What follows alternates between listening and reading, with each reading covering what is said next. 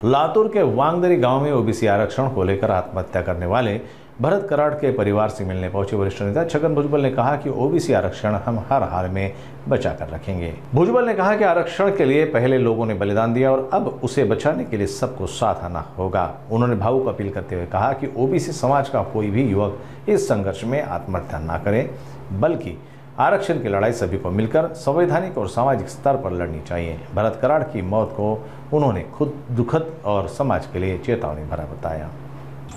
Doctor Babasaheb आंबेडकरांनी 340व्या कलमामध्ये संविधानामध्ये असं स्पष्ट म्हटलं आहे की आणि 341-42 हे दलितांसाठी आरक्षण, 43 हे ट्रायबल आदिवासींसाठी आरक्षण, आणि त्यांनी म्हटलं होतं की ह्या ओपन कॅटेगरी सोडून एक आणखीन एक घटक आहे, तो म्हणजे ओबीसी। तो ह्या हा फेसबुकला इतर मागासवर्गीय ऐकू दे ना, मोबाईल मागे गेला हा इतर मागासवर्गीय जो आहे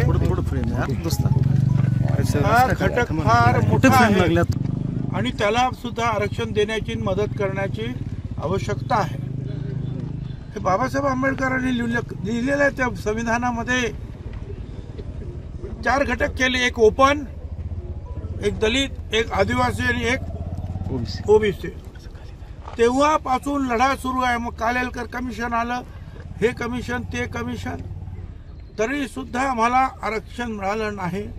शेवटी मंडल आयोगाला ते सुद्धा 10 वर्ष दाबून ठेवला आणि त्याच्यानंतर व्ही पी सिंग साहेबांनी तो स्वीकारला भारत सरकारला, आणि त्याच्यानंतर जे आहे त्या आरक्षणाच्या वाटा आमच्यासाठी सगळ्या या तुमच्या भटक्या विमुक्त सगळ्यांसाठी या वाटा सगळ्या मोकळ्या झाल्या। तरी सुद्धा आमचं भांडण चालूच। शेवटी सुप्रीम कोर्टापर्यंत गेलं, सुप्रीम कोर्टाने सांगितलं की नाही, या समाजाला द्यायला पाहिजे, आणि 27% आरक्षण दिलं। खरं म्हणजे आम्ही 54%, पण दिलं आम्हाला 27%। आणि म्हटलं ते तर ते पण द्या।